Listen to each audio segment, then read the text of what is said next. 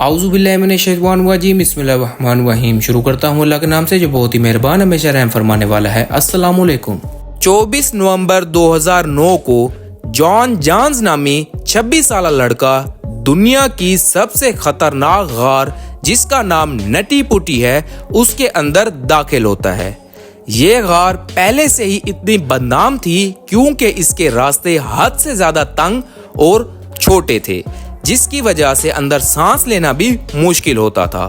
ये गार सिर्फ और सिर्फ एक वजह से मशहूर थी और वो ये कि इसके अंदर तकरीबन आज तक जो भी केवर गया है उसको रेस्क्यू करके ही निकाला गया है। इसीलिए ये गार सिर्फ और सिर्फ प्रोफेशनल केवर के लिए ही थी। जॉन जॉन्स जो कि एक प्रोफेशनल केवर था, उसको बहुत ज्यादा एडवेंचर करने का शौक था। इसी वजह से वो न्यू वर्ल्ड रिकॉर्ड बनाने के लिए इस केव के अंदर दाखिल होता है, लेकिन अनलकीली वो इसके अंदर फंस जाता है और 27 घंटे तक इसी के अंदर फंसा रहता है। इसके बाद दुनिया में सबसे बड़ा केव रेस्क्यू ऑपरेशन किया गया जो कि कई घंटों तक चलता गया और बिल आखिर लोगों ने कुछ ऐसा देखा कि जिसके बाद वो परेशान हो गए और खौफ से उनकी चीखें निकल गई। आखिर जॉन के साथ उस गार में क्या हुआ? क्या 27 घंटों के बाद जॉन वहां से जिंदा भी निकला? और आखिर वहां पर इतनी कम ऑक्सीजन होने के बावजूद भी ये रेस्क्यू ऑपरेशन कैसे किया गया? Welcome to our new video. ये केव यानी कि गार अमेरिका में यूटा लेक के पास है। इसको 1960 में डेल ग्रीन नामी इंसान ने डिस्कवर किया था। तभी से इसको दुनिया की सबसे डेडलीस्ट केव कहा गया क्योंकि इसका रास्ता हद से ज्यादा स्लिपरी, तंग और जिगजैग है। और तो और इसकी सिर्फ और सिर्फ एक ही ओपनिंग है और वो भी 30 इंचेस की, यानी कि इसके अंदर सिर्फ वो केवर्स जा सकते हैं जिनकी चेस्ट 30 इंच से कम है। 1999 से लेके 2004 तक इस गार के अंदर काफी इंसिडेंट्स हुए, जिसकी वजह से 2006 में नटी पुटी केव को बंद कर दिया गया। लेकिन इसके बाद प्रोफेशनल केवर्स ने बहुत बड़ी हड़ताल की। काफी दिन गवर्नमेंट के साथ बहसो मुबैसा चलता रहा क्योंकि उनके बकौल जितने भी इंसिडेंट हुए थे वो सब के सब नॉन प्रोफेशनल केवर थे। इसी वजह से गवर्नमेंट ने प्रेशर में आके 2007 में इस गार को दोबारा खोल दिया, लेकिन इसके साथ काफी सख्त रूल भी बनाए गए और इसी के साथ एक कमेटी भी बनाई गई जो इस बात को कंफर्म करती थी कि इसके अंदर सिर्फ और सिर्फ प्रोफेशनल केवर्स ही जाएं। यहाँ तक सख्ती की गई कि अगर किसी केवर ने इसके अंदर जाना है तो वो जाने से 21 दिन पहले इसके परमिट के लिए इजाजत मांगेगा और इजाजत मिलने के बाद ही वो इस केव के अंदर दाखिल हो सकता है। जॉन जोन्स और उनके भाई जॉश जोन्स इस परमिट के लिए अप्लाई करते हैं और उनको परमिशन मिल जाती है। इस तरह 24 नवंबर 2009 को रात के 8 बजे 26 साल जॉन जो कि एक डॉक्टर होते हैं अपने भाई और कुछ दोस्तों के साथ नटी पुटी केव के अंदर दाखिल होते हैं। दोनों भाई इत्तेफाकन बहुत ही प्रोफेशनल केवर्स थे, लेकिन वो लोग इस नटी पुटी केव को पहली दफा एक्सप्लोर कर रहे थे। गार के अंदर दाखिल होने के बाद पहला घंटा बहुत बेहतरीन गुजरता है और इसी घंटे में वो इस केव का सबसे बड़ा यानी कि वो हिस्सा जिसमें आसानी से घुसा जा सकता था उसको कवर कर लेते हैं। इसको कहा जाता है बिग स्लाइड। इस पॉइंट पर पहुंच के बाकी दोस्त आगे जाने से इनकार करते हैं, लेकिन जॉन, उसका भाई और 2 दोस्त डिसाइड करते हैं कि वो आगे वाला तंग रास्ता कवर करेंगे जिसको बर्थ कैनाल कहा जाता है। ये रास्ता हद से ज्यादा तंग था, यहाँ तक कि यहाँ पे ना होने के बराबर लोग ही गए हैं। जॉन इतना ज्यादा एक्साइटेड था कि वो खुद ही इसको लीड करना स्टार्ट कर देता है। क्योंकि रास्ता हद से ज्यादा तंग था, इसी वजह से उनको पेट के बल रिंग के आगे की तरफ जाना होता है और वो सोचते हैं कि वो बर्थ कैनाल के अंदर जा रहे हैं, लेकिन इसी सफर के दौरान वो गलती से एक गलत टर्न लेते हैं और कॉर्क स्क्रू के रास्ते पर चल पड़ते हैं जो उससे भी ज्यादा तंग रास्ता था। बर्थ कैनाल तक पहुंचने के लिए जॉन को राइट लेना था, लेकिन वो गलती से लेफ्ट ले लेता है और कॉर्क स्क्रू के पास पहुंच जाता है। ये रास्ता आहिस्ता आहिस्ता तंग होता जाता है, यहाँ तक कि वापस पीछे मुड़ना नामुमकिन था। यहाँ पर जॉन सोचता है कि वो आगे चलता जाएगा, जब कोई बड़ी जगह आएगी तो वो वहां से वापस बैक टर्न कर जाएगा। और इसी तरह आगे जाते हुए उसको एक डाउन स्लाइड नजर आती है। जॉन यहाँ पर यह उम्मीद करता है कि इस डाउन स्लाइड में जाने के बाद जरूर ऐसा कोई रास्ता होगा जो इसको वापस पीछे की तरफ आने में मदद देगा, लेकिन यहाँ पर जॉन की सारी कैलकुलेशन और आइडियाज गलत हो जाते हैं।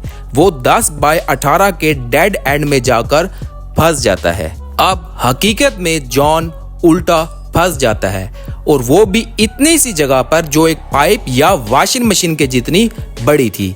उसका सर नीचे की तरफ था और पांव उल्टे बाहर की तरफ थे, और वो इतनी तंग जगह थी कि जॉन के हाथ उसके जिस्म के अंदर दब रहे थे।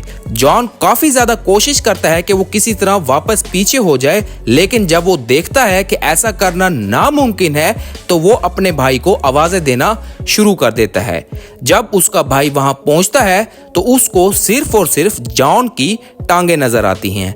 वो जॉन को बाहर खींचने की कोशिश करता है, लेकिन वो ऐसा करने में नाकाम रहता है। अब यहाँ पर जॉश समझ जाता है कि उसका भाई बहुत बुरे तरीके से फंस चुका है और उसको प्रोफेशनल की हेल्प चाहिए। क्योंकि इतने नीचे सिग्नल नहीं थे तो वो किसी तरह मैनेज करके बाहर की तरफ आता है और इमरजेंसी कॉल करता है।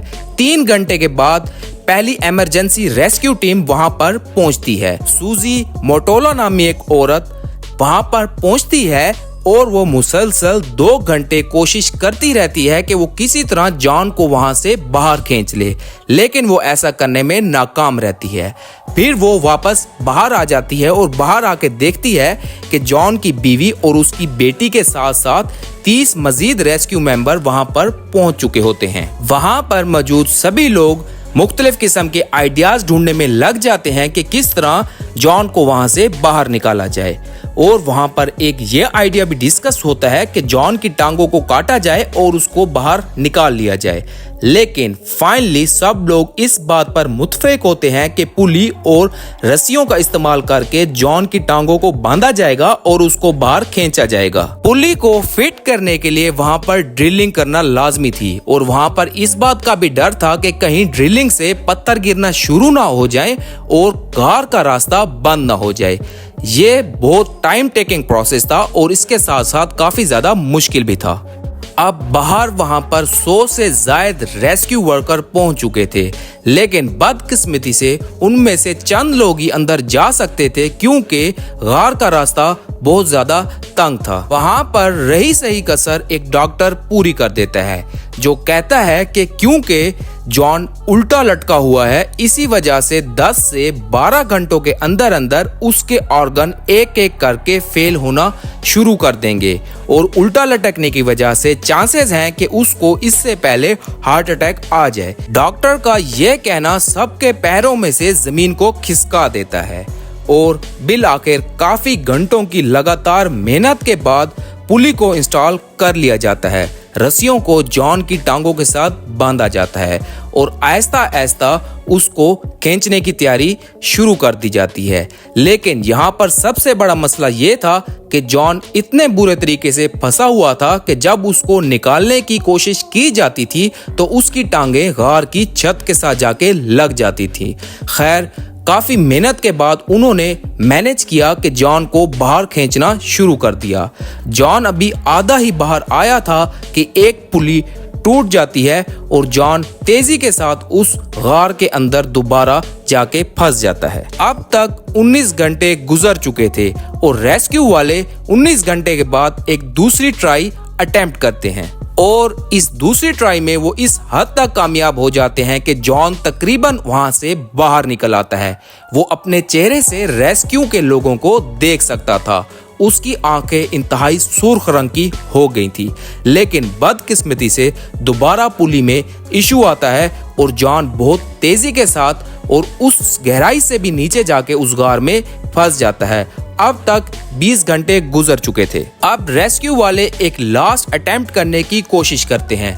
उन्होंने सोचा कि वो जॉन के आसपास वाले पत्थरों को ड्रिल करके तोड़ेंगे ताकि जॉन को आसानी से बाहर निकाल सकें, लेकिन अब बहुत देर हो चुकी थी क्योंकि जॉन बिल्कुल भी मूव नहीं कर रहा था और किसी भी सवाल का जवाब नहीं दे रहा था। एक पैरामेडिक को बुलाया जाता है और वो उसकी नर्व्स को चेक करता है। इस तरह 25 नवंबर 2009 रात 11:50 पर जॉन को डेड डिक्लेयर कर दिया जाता है। अब यहाँ बारी आती थी जॉन की डेड बॉडी केव से बाहर कैसे निकाली जाए। इसके लिए भी काफी ज्यादा चीजों के बारे में सोचा गया। कुछ लोगों का कहना था कि बॉडी को 2 पीसेस में वहां से बाहर निकाला जाए, लेकिन फाइनली ये डिसाइड किया गया कि जॉन की बॉडी को नटी पुटी केव के अंदर ही छोड़ दिया जाए और उन्होंने ऐसा ही किया। जॉन की बॉडी आज भी नटी पुटी केव में सेम उसी पोजीशन पर ही पड़ी हुई है और इसके साथ ही नटी पुटी केव को हमेशा के लिए बंद कर दिया गया।